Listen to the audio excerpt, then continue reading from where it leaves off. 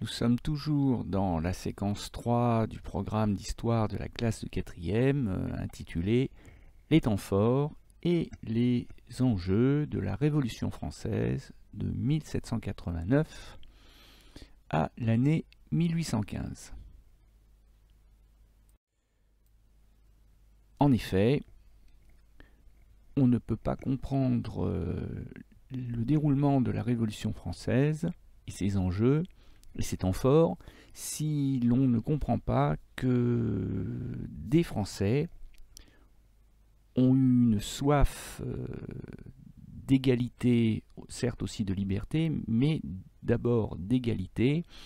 Et on va donc se demander en quoi la Révolution, débutée en 1789, est-elle une quête inlassable de l'égalité entre les Français, et nous nous demanderons aussi quels en ont été les résultats.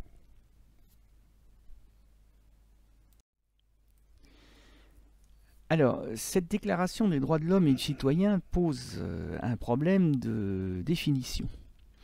Qu'est-ce qu'on entend par homme ?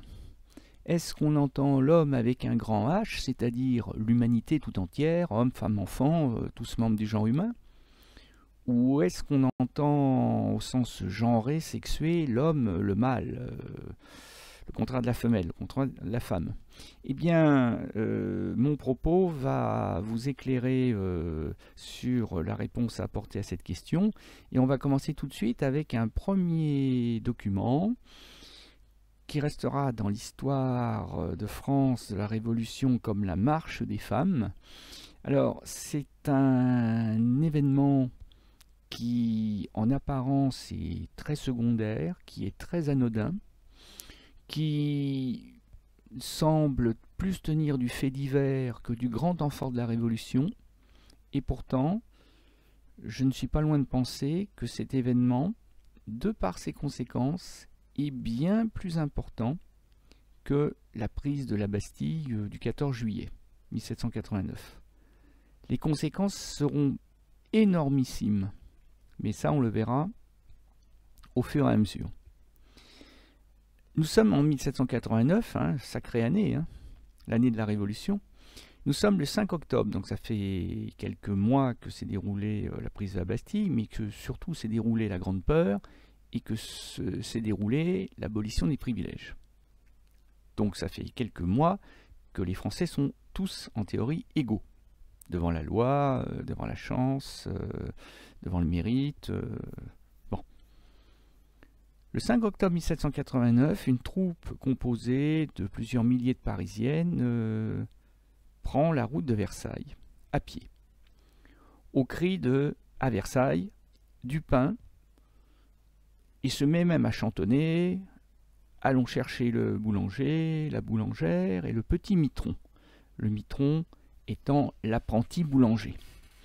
Alors si vous demandez qui sont ce boulanger, cette boulangère et le petit mitron, eh bien il s'agit respectivement du roi de France Louis XVI, de la boulangère, donc sa femme Marie-Antoinette, et du futur Louis XVII, leur fils. Chacune brandit une arme improvisée, fourche ou pique, instrument de cuisine. Alors éventuellement on verra apparaître des fusils et même un canon sur cette gravure, mais là il y a une certaine exagération parce que ces canons sont ceux de la Bastille, ceux que le peuple a confisqués, mais n'allez pas croire que ces lourds canons de bronze peuvent être manipulés de cette manière, en les tenant presque par le petit doigt. En réalité, ils sont transportés par des chevaux, et on ne peut évidemment pas s'en servir comme ça. Et d'ailleurs, si canons il y a eu, ces canons ont bien dû retarder la marche des femmes, et ils étaient certainement à l'arrière du convoi, là où justement on ne trouvait plus des femmes, mais où on trouvait les hommes. Les hommes qui laissent courageusement les femmes marcher devant. Parce qu'en fait, si on demande mais quelle mouche pique ces femmes qui marchent vers le palais du roi au cri du pain, allons chercher le boulanger, ben c'est tout simplement parce que la Révolution a peut-être apporté la liberté et l'égalité, mais le peuple a faim, jamais les prix n'ont été aussi hauts, y compris le prix du pain, et ces femmes veulent, en apparence, je dis bien en apparence parce qu'il y a une autre raison plus importante encore, mais veulent aller protester sous les fenêtres du roi contre la cherté du prix du pain. Et comme ça pourrait mal tourner, les hommes se disent qu'en envoyant les femmes, des mères de famille, avec leurs enfants parfois dans les bras, si ça devait mal se passer à Versailles, le roi hésiterait peut-être à faire tirer sur des femmes, alors que le roi n'hésiterait pas à faire tirer sur des hommes. Bon, les femmes savent bien que le prix du pain, c'est pas le roi qui le fixe et qu'il n'y est pour rien. En réalité, c'est pas tellement le prix du pain qui motive la marche des femmes, c'est surtout que le roi est à Versailles et la Révolution à Paris. Et que les Parisiens vivent dans la crainte permanente, depuis que la Révolution a éclaté, que le roi ne cherche un jour à se venger et ne fasse attaquer Paris par ses troupes, des troupes fidèles, composées de mercenaires étrangers, qui n'auront aucun état d'âme à faire couler le sang du peuple français. C'est cette raison qui a déjà provoqué la prise de la Bastille en juillet, prise de la Bastille que nous étudierons dans une autre séance. Et c'est cette peur qui pousse les Parisiens, et donc les Parisiennes, à, en réalité, aller faire pression sur le roi pour qu'il quitte son palais des courants d'air de Versailles pour venir s'installer au milieu de son peuple à Paris. Parce que si jamais le roi revient au milieu des Parisiens, eh ben, il hésitera peut-être à 2 fois avant de donner l'ordre à ses troupes d'attaquer Paris.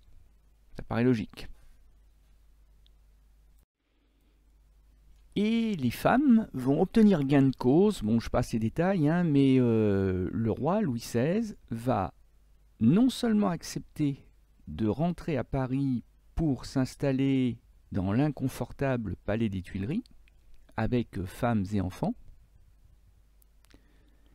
mais en plus, sur les conseils du marquis de Lafayette, notre ancienne connaissance, celui-là même qui a combattu aux côtés des insurgents américains contre les Anglais pendant la Révolution américaine, et qui a à la fois l'oreille du roi, mais aussi du peuple, l'oreille c'est-à-dire la confiance, et du roi et du peuple, le marquis de Lafayette a conseillé au roi de rentrer à Paris, mais aussi d'accepter ce qui, aux yeux de Louis XVI, n'est qu'un torchon, c'est-à-dire la déclaration des droits de l'homme et du citoyen, que jusqu'à maintenant, il considère comme nulle et non avenue. C'est-à-dire qu'il faisait comme si cette déclaration n'existait pas. Donc non seulement le roi accepte de rentrer à Paris, mais il accepte aussi la DDHC. Et ça va avoir des conséquences majeures, ce retour du roi, parce que ça va expliquer beaucoup de choses dans la prochaine séance. Et on le doit au crédit des femmes. Ce sont les femmes qui l'ont obtenu. Donc là, on peut dire que la Française a bien mérité d'être l'égale de l'homme. Elle qui se bat déjà au quotidien pour faire bouillir la marmite, et qui a obtenu le retour inespéré du roi au milieu de son peuple. Et de fait, dans les premiers mois, même dans les 2 premières années de la Révolution, on voit des femmes participer aux réunions politiques, fonder des clubs, comme on dit à l'époque, hein, le mot anglais club, des clubs politiques, l'ancêtre des partis politiques d'aujourd'hui. Ces femmes se rassemblent, discutent politique, forment des projets, proposent leurs doléances, leurs revendications à l'Assemblée nationale. On les voit aussi tricoter des écharpes de laine pour les enfants des orphelins du peuple, faire des quêtes. C'est pour ça qu'on voit une femme mettre des pièces d'argent dans une assiette, toujours pour les veuves et les orphelins des héros de la Révolution. Bref, les femmes peuvent prétendre à l'égalité avec les hommes, avec les citoyens. Mais ça, c'est à première vue, parce qu'en réalité, à l'Assemblée nationale, il n'y a pas de femme. Et la femme n'est finalement qu'une citoyenne de second ordre. Et lorsque l'Assemblée nationale débat sur le droit de vote, les députés prennent bien soin d'exclure les femmes du droit de vote, et de l'élection d'ailleurs, et de confisquer au seul usage des hommes le droit de vote. Ce qui fait bouillir une femme en particulier qui s'appelle Olympe de Gouges, qui va prendre fait et cause pour la condition féminine, qui deviendra ce que l'on appellera aujourd'hui, mais le mot n'existe pas à l'époque, une féministe, et qui, constatant que la femme n'est pas l'égale de l'homme au pays de l'égalité, va rédiger son projet de déclaration des droits de la femme et de la citoyenne, la DDFC, et ça n'est pas tout à fait qu'un copier-coller du texte original, mais effectivement, elle féminise les idées de la DDHC. Ben, par exemple, l'article 1, tous les hommes naissent libres et égaux et demeurent libres et égaux en droit, devient sous la plume d'Olympe de Gouges, la femme naît libre et demeure égale à l'homme en droit comme en devoir. Et dans l'article 10, par exemple, elle écrit, et ça c'est prémonitoire parce qu'elle finira guillotinée, la femme a droit de monter sur l'échafaud, c'est-à-dire qu'on peut la condamner à mort. Elle doit donc avoir également le droit de monter à la tribune, c'est-à-dire de faire de la politique, d'aller s'exprimer à la tribune de l'Assemblée nationale, pourvu que ces manifestations, comme celles des hommes d'ailleurs, ne troublent pas l'ordre public établi par la loi. Et donc au passage, on a la réponse à notre question. La DDHC, la Déclaration des droits de l'homme et du citoyen, est une déclaration limitée aux seuls hommes. Et Olympe de Gouges va déranger les hommes, va se faire beaucoup d'ennemis chez les hommes, et en particulier va se faire un ennemi mortel du député montagnard Amar, c'est-à-dire que c'est un député, un collègue de Marat, Jean-Paul, de David, Jacques-Louis, de Robespierre, Maximilien. Il fait partie de ces révolutionnaires extrémistes, de ces jusqu'au-boutistes, de ces enragés. Et alors lui, le député Amar, il n'y va pas par quatre chemins, puisque dans un discours resté célèbre du 30 octobre 1793, et qui vise notamment Olympe de Gouges, ben, il exprime clairement la pensée d'une majorité d'hommes, à savoir que les femmes n'ont pas l'intelligence, ni la moralité, ni la force physique de faire de la politique, qu'elles sont là pour faire des enfants, faire la cuisine, le ménage, et c'est tout. Donc c'est un propos qu'aujourd'hui on qualifierait de sexiste, de discriminatoire, mais qui est parfaitement assumé de la part du montagnard Amar. Et dans ce duel à distance entre le député Amar et Olympe de Gouges, eh bien c'est Amar qui triomphe, puisque Olympe de Gouges va être arrêtée au cours de la terreur, au cours de cette terrible année 1793 où on cherche tous les traîtres pour les exécuter.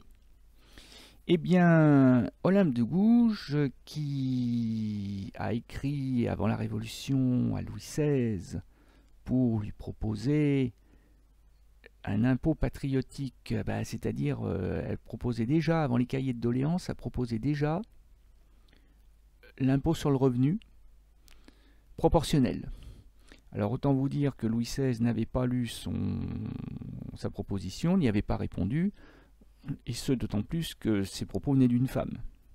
Mais ça fait rien, elle a écrit à Louis XVI, avant la Révolution, donc c'est une partisane de la monarchie, donc c'est une traîtresse, donc elle mérite la mort. Ça, c'est le prétexte. Bon, la réalité, c'est que Madame de Gouges voulait disputer aux hommes le pouvoir de faire la politique. Elle le paye de sa vie. Elle est guillotinée le 3 novembre 1793.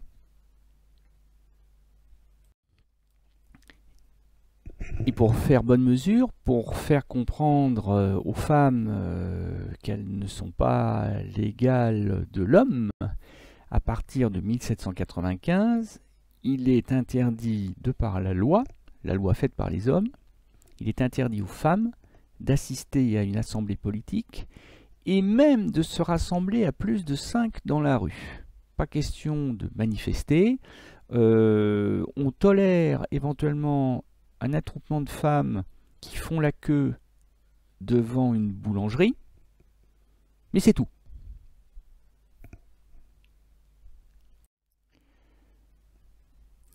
Alors, si on fait le bilan, la femme va malgré tout obtenir quelques droits au cours de la Révolution, ce qui fait dire que la condition féminine a connu quelques progrès sous la Révolution. Par exemple, la Révolution française qui entre en conflit avec l'Église catholique va encourager le divorce. Divorcer avec sa femme, quitte d'ailleurs à la réépouser en secondes noces, devient un moyen pour un révolutionnaire d'exprimer sa foi en la Révolution en divorçant, puisque c'est justement interdit par l'Église. Et la femme a le droit de demander le divorce au même titre que l'homme. Donc là, sur ce plan-là, il y a une parfaite égalité. Mais en réalité, ces maigres progrès sont bien peu de choses par rapport au recul de la condition féminine. Parce qu'en réalité, la femme va être, vous l'avez compris,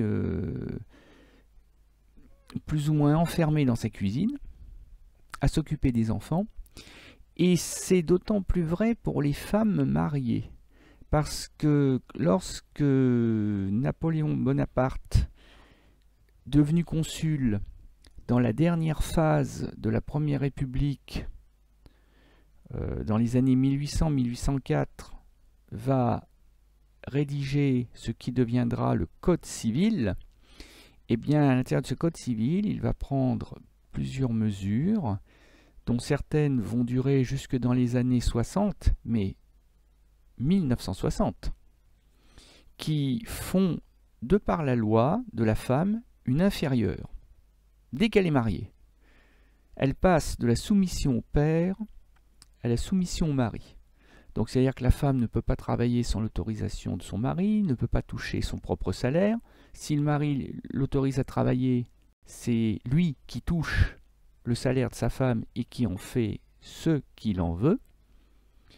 La femme est une mineure juridique, c'est-à-dire qu'elle ne peut même pas disposer des biens propres qu'elle possède, notamment par héritage de son père. C'est là encore le mari qui gère le patrimoine, la propriété, les biens de son épouse. Et puis, il y a d'autres humiliations aussi qui sont officiellement mises en œuvre. Par exemple, c'en est fini du divorce demandé par la femme. Quand il y aura situation de divorce, c'est parce que c'est l'homme qui l'aura demandé. Et puis, en cas d'adultère, c'est-à-dire au cas où un des deux conjoints trompe l'autre, ce qui est souvent un motif de divorce, eh bien la loi punira plus sévèrement l'adultère féminin, c'est-à-dire la femme qui trompe son mari, que le contraire. Donc ça prouve bien que la femme est une mineure, que la femme est une inférieure. sur tous les plans. À la limite, une femme qui veut rester libre, disposer de ses biens, a intérêt à ne pas se marier.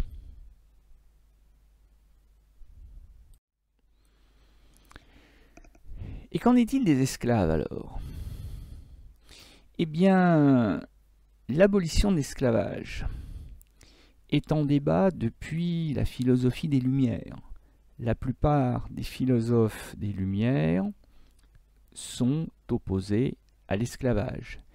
Et si on laisse la parole à Louis de Jaucourt, philosophe des Lumières, bien oublié aujourd'hui, et pourtant il est moins connu que Voltaire, certes, mais il a pourtant beaucoup œuvré, puisqu'on lui prête le fait d'avoir écrit presque la moitié, ou d'avoir participé à la rédaction de presque la moitié des articles de l'encyclopédie.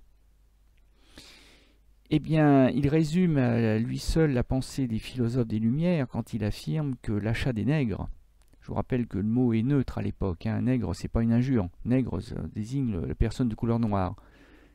Cet achat de nègres, pour les réduire en esclavage, est un négoce qui viole la religion, la morale, les lois naturelles et tous les droits de la nature humaine. Les philosophes se placent sur le plan de la morale.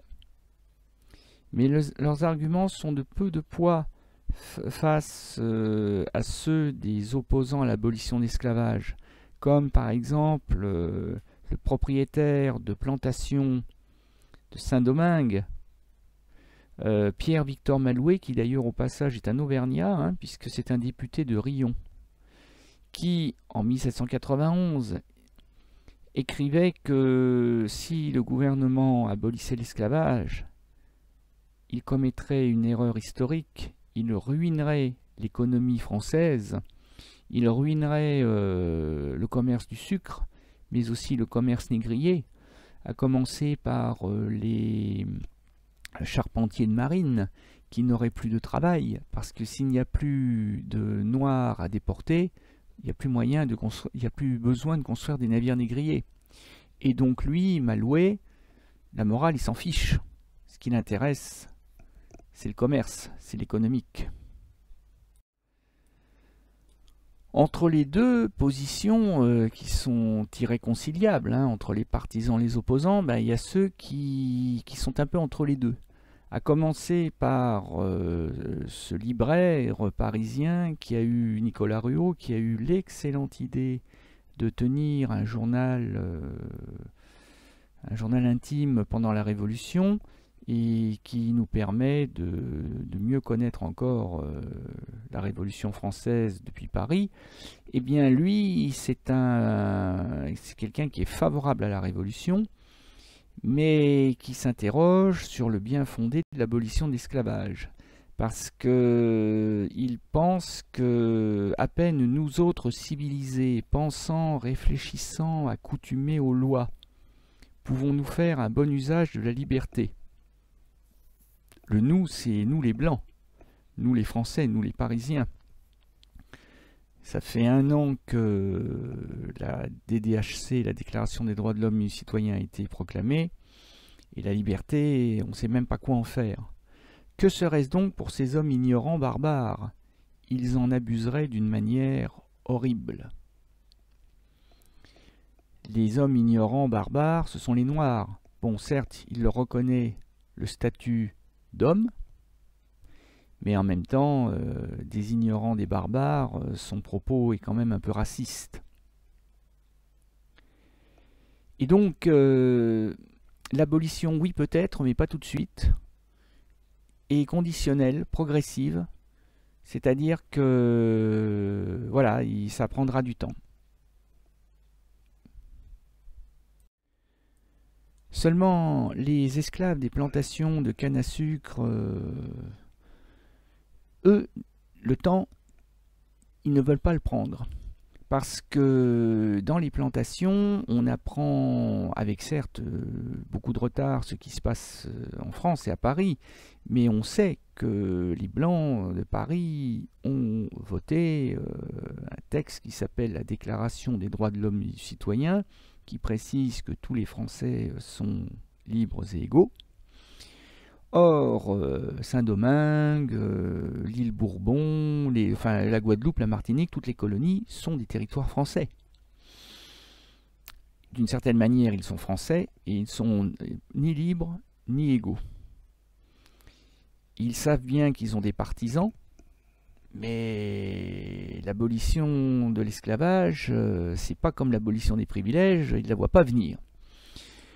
Ce qui va expliquer la grande révolte d'Haïti Saint-Domingue qui éclate dans la nuit du 22 au 23 août 1791 et qui fait résonner de manière tout à fait prophétique ce que disait le libraire Nicolas Ruot un an auparavant, que les esclaves useraient d'une manière horrible de leur liberté, c'est-à-dire que les esclaves qui se révoltent vont massacrer les Blancs, hommes, femmes et enfants, parce qu'ils ont à se venger des souffrances, des humiliations que les Blancs leur ont fait subir.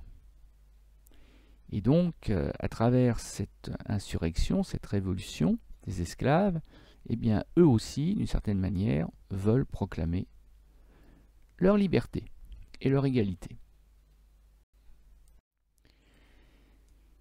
Et c'est ce que l'on a bien compris à Paris, parce que même si on envoie l'armée combattre les esclaves révoltés, parce que ce sont des criminels, ils ont tué des hommes, des femmes et des enfants, donc on ne peut pas laisser passer. Mais en même temps, Robespierre, le chef de la terreur, va faire abolir l'esclavage des nègres dans toutes les colonies. Elle décrète que tous les hommes, sans distinction de couleur, domiciliés dans les colonies, sont citoyens français. Ça arrive trop tard, mais l'esclavage est aboli ce 4 février 1794, en écho de la DDHC de 1789 qui proclamait que les hommes naissent et demeurent libres et égaux en droit. Seulement moins de 10 ans après, il faut dire qu'entre-temps Robespierre a été renversé, exécuté, que la révolution a pris un tournant, qu'elle est tombée entre les mains d'un homme qui s'apprête à remplacer la République par l'Empire, donc une nouvelle monarchie absolue. Cet homme, c'est Bonaparte, qui, en tant que consul, le 20 mai 1802, annonce le rétablissement de l'esclavage dans les colonies françaises. La traite des Noirs et leur importation dans les dites colonies auront lieu conformément aux lois et règlements existants avant 1789. Autrement dit, l'abolition de l'esclavage est annulée et l'on en revient au Code noir, le fameux Code noir que nous avons étudié dans la séquence 1 de votre programme, le Code noir de Louis XIV, qui réglementait les relations entre les maîtres et les esclaves. Ce code qui prévoyait par exemple que l'esclave en fuite, la première fois on lui coupait les oreilles, la deuxième fois on lui tranchait le jarret, la troisième fois on le tuait. Donc ça veut bien dire que l'esclavage est rétabli. Alors, on en arrive à l'exercice de fin de séance. Donc là, c'est pas compliqué. Pour chacune des cases, je vais vous demander, c'est très facile même, si ça constitue un progrès ou un recul de l'égalité pour les Français en général, pour les Françaises, et donc pour les femmes et pour les esclaves noirs. Donc voici le corrigé. Pour les Français en général, la Révolution est synonyme de progrès de l'égalité, hein, avec en particulier la nuit du 4 août et la proclamation le 26 août 1789 de l'abolition des privilèges. Pour les Françaises, ben, ça commençait pas trop mal. Mais rappelez-vous les misères arrivées à Olympe de Gouges, en réalité, la femme n'est pas l'égale de l'homme. Quant aux esclaves, eh ben, c'est pareil, ça commence bien mais ça finit mal, puisque Robespierre abolit l'esclavage et que le consul Bonaparte le rétablit.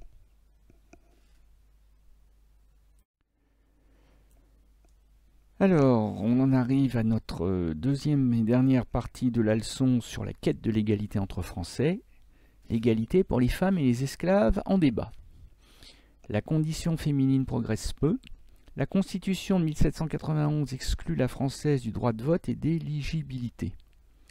Sous la Terreur, le député montagnard Amar fait interdire les clubs politiques de femmes et la féministe Olympe de Gouges, autrice, c'est le féminin d'auteur, d'une déclaration des droits de la femme et de la citoyenne, la DDFC de 1791, reste lettre morte, autrement dit elle ne sera jamais appliquée, et finit guillotinée en novembre 1793. Robespierre fait abolir l'esclavage dans les colonies françaises le 2 février 1794 au nom de l'égalité, mais le 20 mai 1802, le consul Bonaparte rétablit l'esclavage et le code noir afin de préserver l'économie de plantation sucrière. Voilà, c'est tout pour aujourd'hui.